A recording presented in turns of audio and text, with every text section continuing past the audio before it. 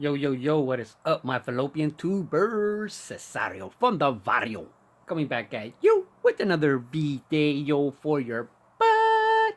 And today's going to be a quick video response for Ethans Elvis covers and more.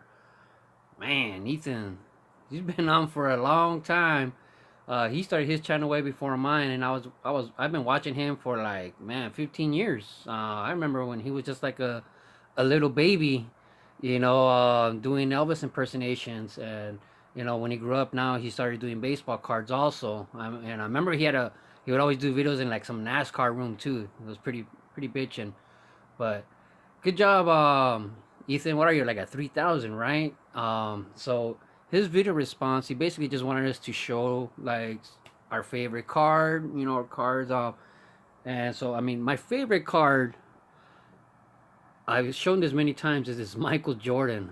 Look at that. I mean, it's just a sweet ass card, man. It's even got some chime to it, so shiny. And look at that. It's Miguel Jordan. Look at those. Look at that shirt, man. That's tight. I'd wear that. I'd rock that. I'd rock that to the club every day. But that would be a real short video, so I just decided to add a couple things and show you like what my favorite style of card is that I wish I had more of.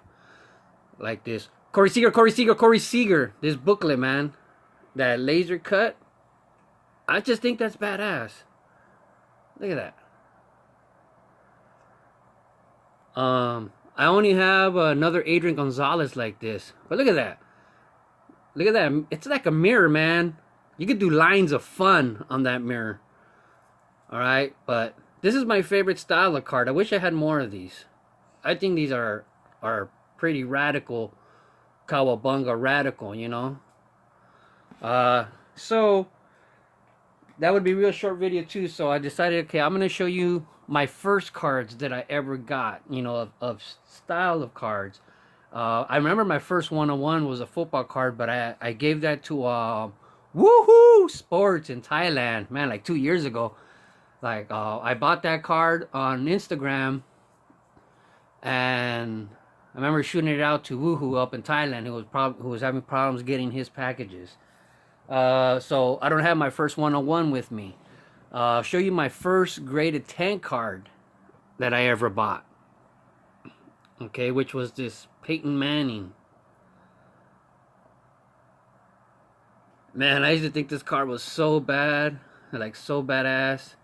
I couldn't believe, like, wow, it's perfect. They couldn't find any flaws in it. And I would stare at it and stare at it, look at the corners, just staring at the corners on its, just admiring its awesomeness. It's like I felt like it was the first perfect card I ever held, which I'm sure it wasn't. But at least it was the first perfect card that this company, what is that, PSA, was saying was perfect. So that's my first tank card I ever bought. Let me show you my first booklet that I ever bought. Man, I bought this a long time ago. Look at that. It's got Kevin Durant from the Thunder Sonics, Kobe, Griffin, LeBron James, and probably my favorite from the group is this Dr. J, Julius Erving. And then you also got Dominique Wilkins. You got Vince Carter from the Mavericks of Orlando, and Dwayne Wade. So that was my first booklet that I ever bought. Man, it was like really cheap. I remember it was under like $20.